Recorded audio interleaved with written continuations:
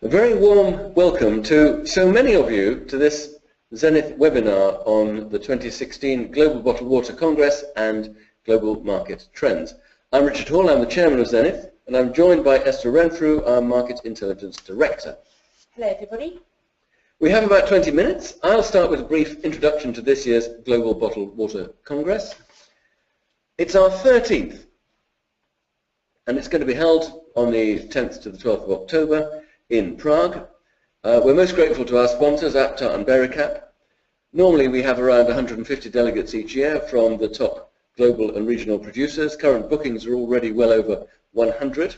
A particular highlight will be the Global Bottled Water Awards, presented at a gala dinner, and full program and online booking details are on the Zenith website. Previous congresses have been all over the world. We try to have the opportunity for regular participants to visit the most interesting water markets and to visit some of the most interesting bottled water plants. This year, for 2016, the conference theme is Flowing with Purpose, and that's intentional. Water must flow, and people want more purpose to their consumption habits. We'll be visiting the Karlovarske plant on the 10th. The gala dinner is on the 11th and features the Global Bottled Water Awards, for which we've now had over 100 entries. The conference sessions on the 11th and 12th will focus on regional and global market perspectives, international fast growth opportunities, communicating water benefits. There'll be two sessions on innovation, one natural water, the other Aqua Plus, and some presentations on and by breakthrough new businesses.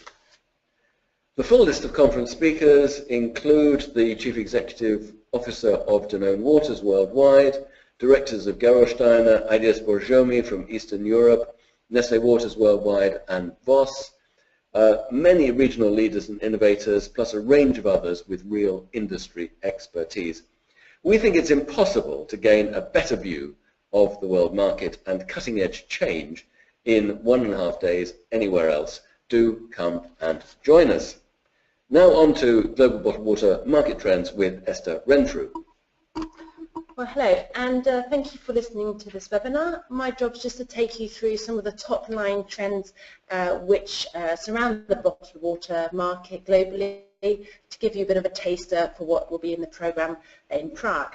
So let's start looking at the landscape of the drinks sector. So first of all, I've got a chart here. In red, you can see the soft drinks, which includes the carbonated soft drinks, along with bottled water, energy drinks, and so forth. And you can see that that graph is growing. There's been an acceleration, and that's mainly due to bottled water, and I'll show you that very shortly when we break that down. Hot drinks, so tea and coffee and so forth, and alcohol and milk right towards the bottom of the graph. So if I break down the actual growth of the different categories, you can see why we're talking about bottled water and how important it is in terms of its growth globally. This is looking at the additional volume in 72 countries in billions of litres between 2010 and 2015, and you can see how much additional volume bottled water has added to the category. This is followed by tea and milk and coffee. So water is outpacing, in terms of volume, any of the other categories by a significant amount. This is breaking down some of the soft drinks markets, that red line I showed you at the first graph, into its various components. Carbonates here is in red, and you can see how carbonates is plateauing, and in some markets is declining because of the issues around obesity and sugar and so forth.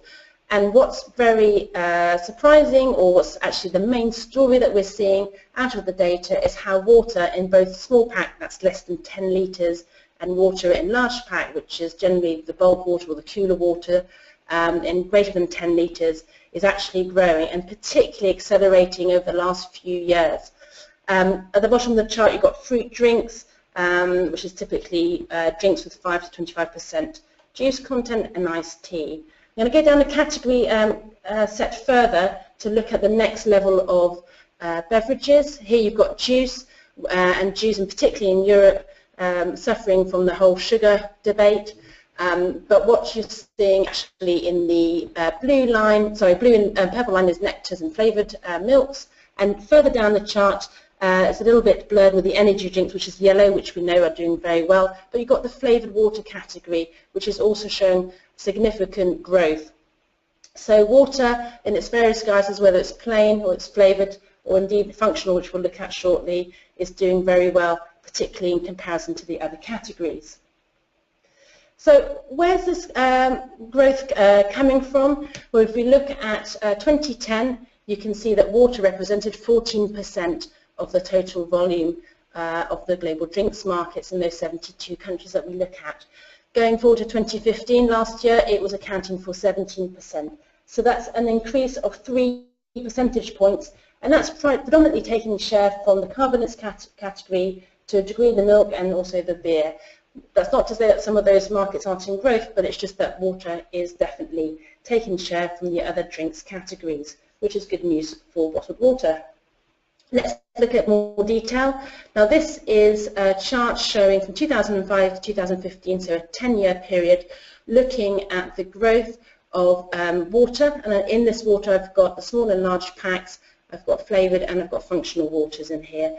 And you can see how the category has grown tremendously from 190 billion litres to over 375 billion litres in 2015. And that's an average annual growth rate of 7%. Which is a very impressive track record. And we are also looking to see further growth in the future. So let's looking at the regions. Where's this growth coming from geographically? You can see how Asia is a very dominant force in the bottled water category. Back in 2010, just 5 years ago, it was 32%, followed by West Europe and Latin America. Things have shifted, and without a doubt, a lot of the growth is coming from Asia, so it's gone from 32 to 39%. Other markets that are also, or other region that is growing is Africa, from 4 to 5%. Some of these regions, well, in fact all of these regions are growing, it's just that Asia's growing at a faster pace, hence why it's taking a greater share of the bottled water market. Looking specifically at the top 10 countries in terms of growth for plain water, it's China which is in the lead, an extra 33 billion litres of additional volume consumed in the last between 2010 and 2015. So you've got then Indonesia and India. So 3 of the top 10 countries are in Asia, hence why you're seeing such an importance of the Asian market for the bottled water category. This is then followed by the US. Without a doubt, water has been a very successful story over the last few years in the US, particularly as people are trading across from other categories into the bottled water market. Then we have some of the Latin American countries, Brazil, Mexico, followed by another Asian market, Vietnam, and then the Middle East and Africa with Saudi, Turkey and Nigeria. So it really shows you where the growth is coming from, and indeed this is very impressive, particularly in the case of China. I wanted to talk also about the flavoured and the functional waters. Without a doubt, the flavoured market is doing incredibly well. We classify flavoured waters as anything with up to 5% juice content, and you can see how well that is doing in terms of its growth since 2005. Functional waters as well, there was a level of scepticism, particularly in 2008, 2009. We saw that category not doing as well. It's taken a little bit of time to turn around, but now you're seeing growth in the last 2 or 3 years. And I want to touch upon some of the innovation that's happened in both of those categories. Let's look briefly at flavoured water. We know that it's growing. It grew 4% in 2015. And what consumers are really looking for is an extension to the plain water category, something that's not so sugary as perhaps some of its alternatives, but that's something that it provides a little bit more flavour to their beverages. Sugar-free is a very key important message there. There are premium flavoured waters coming out, fruit-flavoured, herb flavours, flower flavours, flavoured water that's targeted for children, and also we're seeing packaging innovation. So we're expecting, at the moment it's around 7.5 billion litres, the category, we're expecting that to reach nearly 10 billion by 2020. In terms of functional waters, the areas that we're seeing is again natural sweeteners, natural ingredients, different sort of flavour offerings. Frequently, most of the functional waters are flavoured.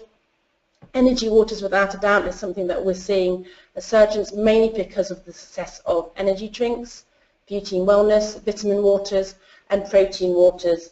as well as innovation in sort of types of functional ingredients and claims, and packaging, particularly looking at minimalist packaging. This category will also increase, expecting an extra 12% volume increase up to around 5.5 billion litres. The last area that is really buzzing at the moment in the water category, which I wanted to talk about, was the children's bottled water. That's doing very well, mainly because of the concern of obesity and sugary drinks.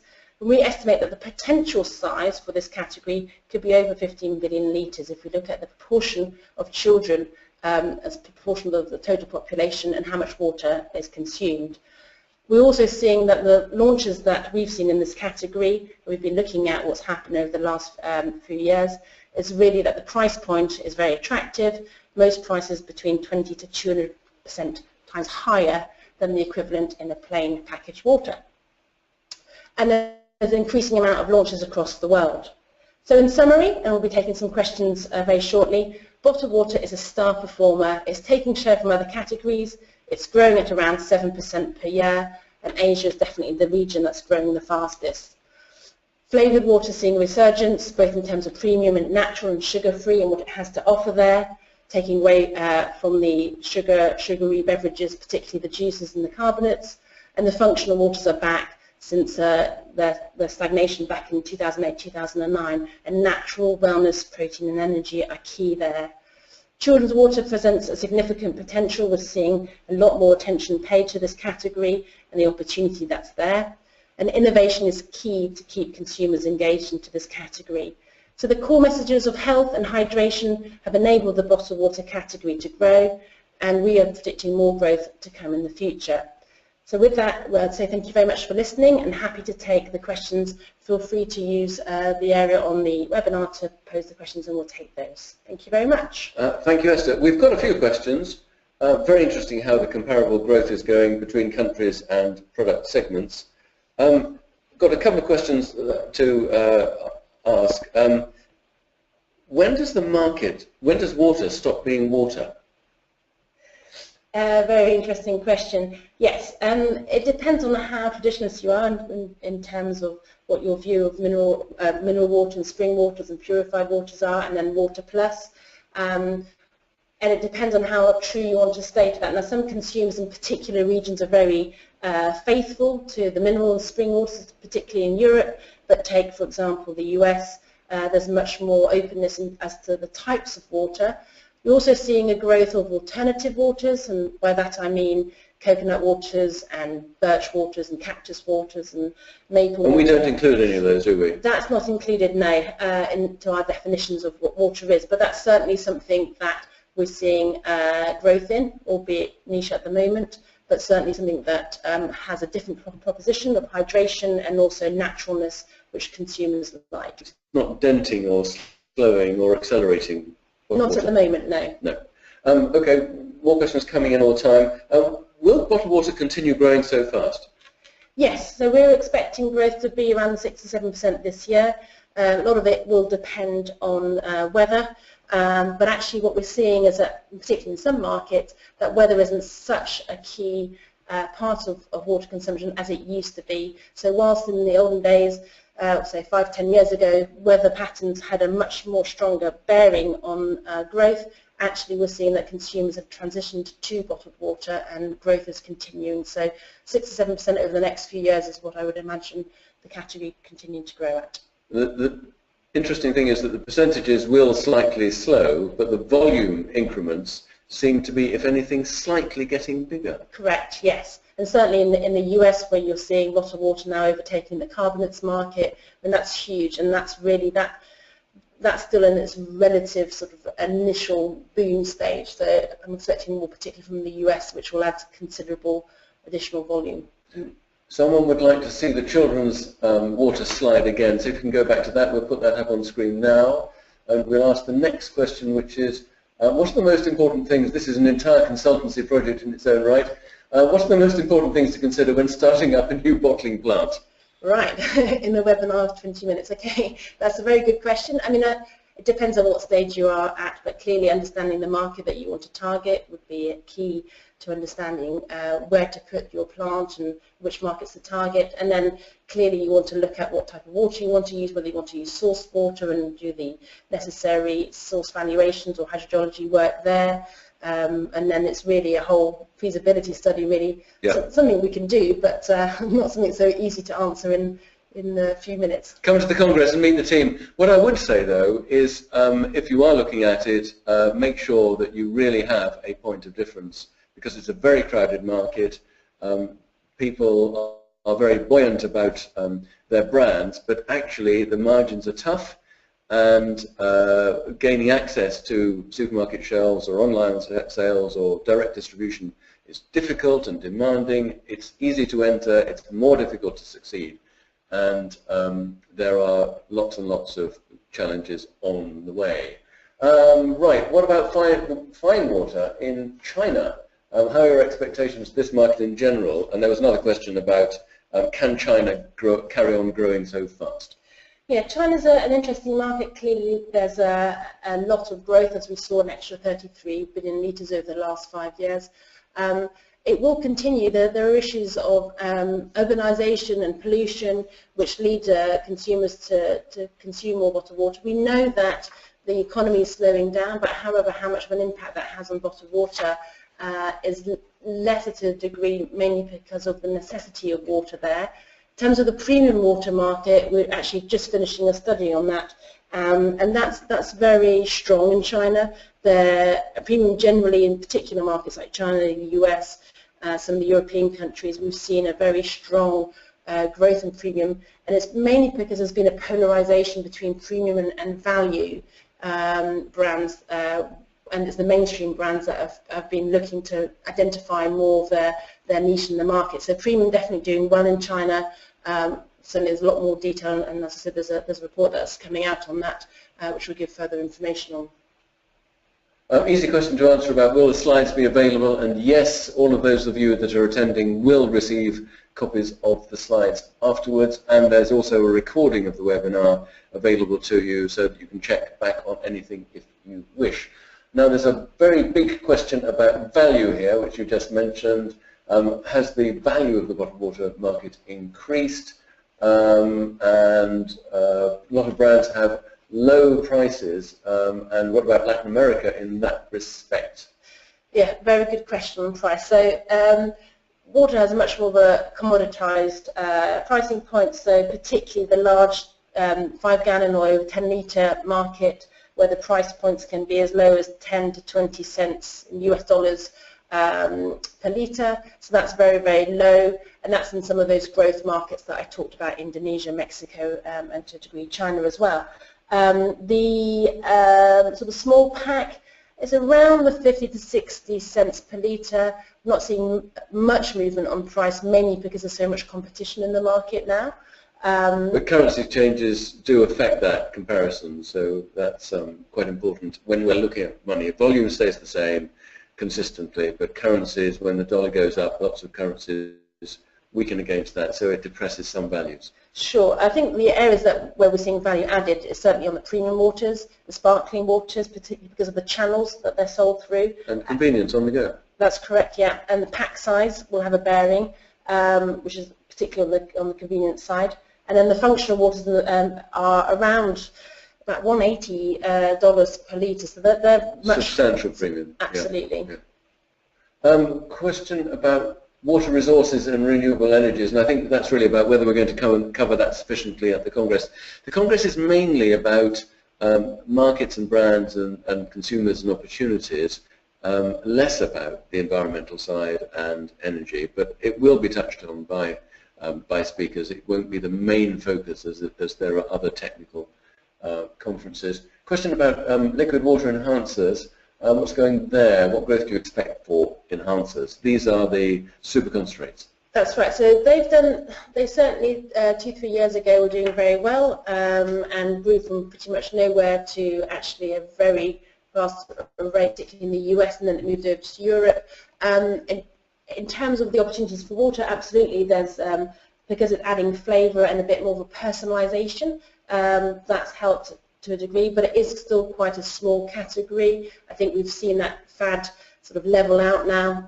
They're still around in the market, but it's not necessarily having a big impact in terms of the growth that we're seeing in the water category.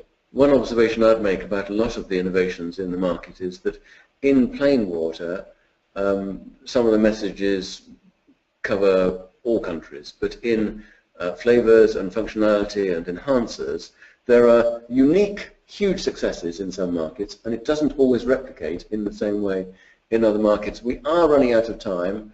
I think we've covered most of the questions, not all. I apologise for the ones that we haven't covered. We have got some specific reports that you may be interested in. Do get in touch with any one of us at any time through the website or through Esther's email address here. The new reports that we've got out we mentioned, and of course there's the Congress on the 10th to 12th of October, and we look forward to seeing as many of you as possible there. Slides coming your way. Thanks for joining us. Thank you.